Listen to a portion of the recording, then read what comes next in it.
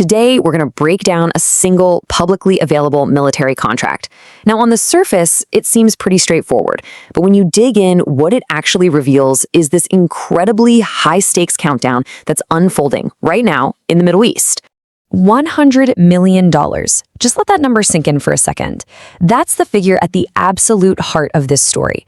Because just 2 days ago, the U.S. Air Force signed an urgent sole source contract for this exact amount. The big questions are, for what? And why in such a hurry? Well, this is it, the GBU-57 Massive Ordnance Penetrator, or MOP for short. We're talking about a 14-ton beast of a bomb. It's America's single most powerful conventional weapon for taking out targets buried deep, deep underground. And Boeing just got a rush order for a whole bunch of them. And that really brings us to the central mystery that we're going to unpack here. I mean, if the U.S. already has these incredibly powerful, incredibly sophisticated bombs, why the urgent 9-figure order to get more? The answer to that question tells us everything about what just happened, and maybe what's about to happen next. You see, this whole story is really an arms race. But it's not about jets or missiles or the stuff you usually think of. Nope. This is a head-to-head race between America's most powerful bomb and Iran's most advanced concrete. So the MOP was designed with a very specific job in mind, to punch through about 60 feet of standard military-grade concrete, that's 5,000 psi concrete, before it detonates. That's the benchmark it was built to beat. And this thing is so massive, by the way, that only 2 planes in the world can even carry it, the B-2 Spirit and the brand new B-21 Raider. Okay, and here is the problem, a huge problem.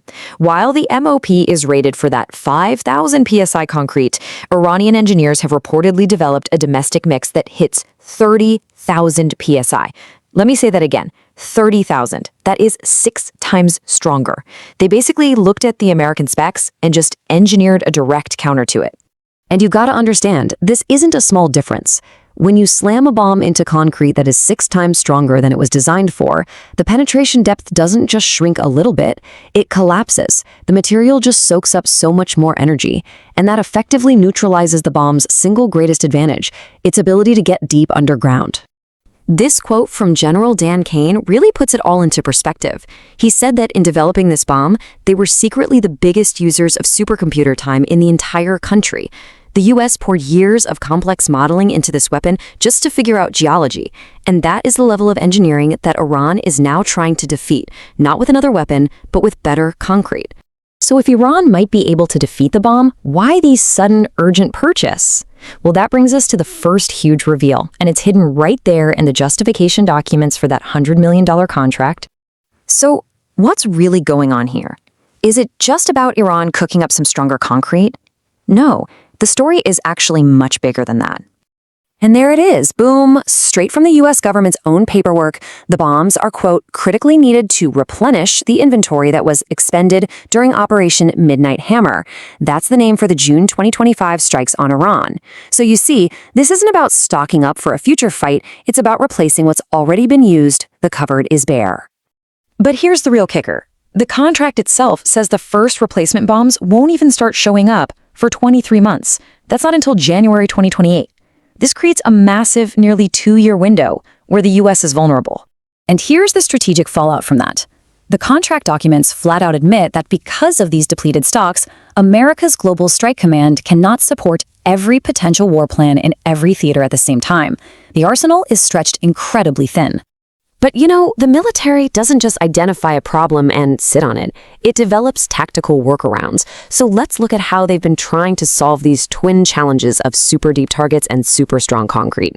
So the primary tactic is something called the double tap. And honestly, this is just an incredible feat of engineering.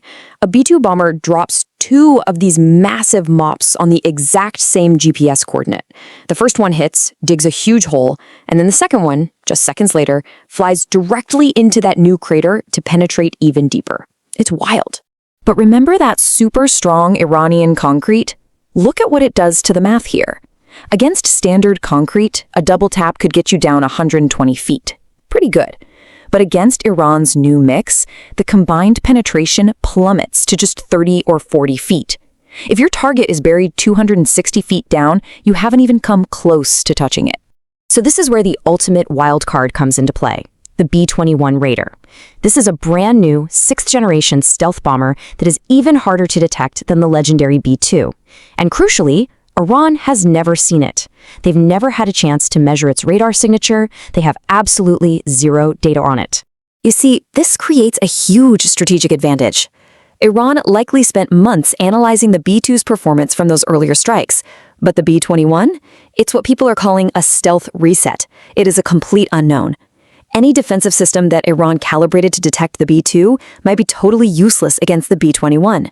Okay, so let's put all of these different pieces together. Because when you look at the events of just the last 10 days, a very clear and very tense picture starts to emerge.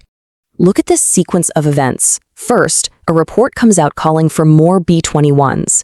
Then, F-35's stealth fighter escorts start moving east. Then they cross an airspace Iran calls its exclusion zone. And the very next day, this $100 million MOP contract is made public.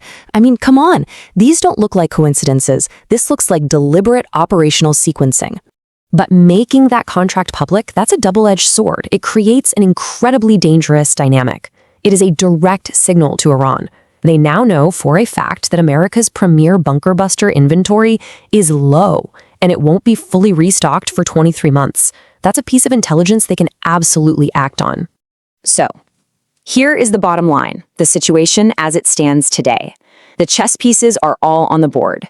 You have B-2s reportedly loaded and ready. You have F-35 escorts moving into position. You have Iran digging faster than ever. And you have America's MOP inventory confirmed to be low, with the replacements almost 2 full years away. It all comes down to this. The United States has a very limited number of its very best bombs. Iran is building tunnels deeper and stronger every single day, and both sides know that the clock is ticking down to that January 2028 deadline. So it leaves us with one final, sobering question. In a race between bombs and concrete, what happens when time runs out?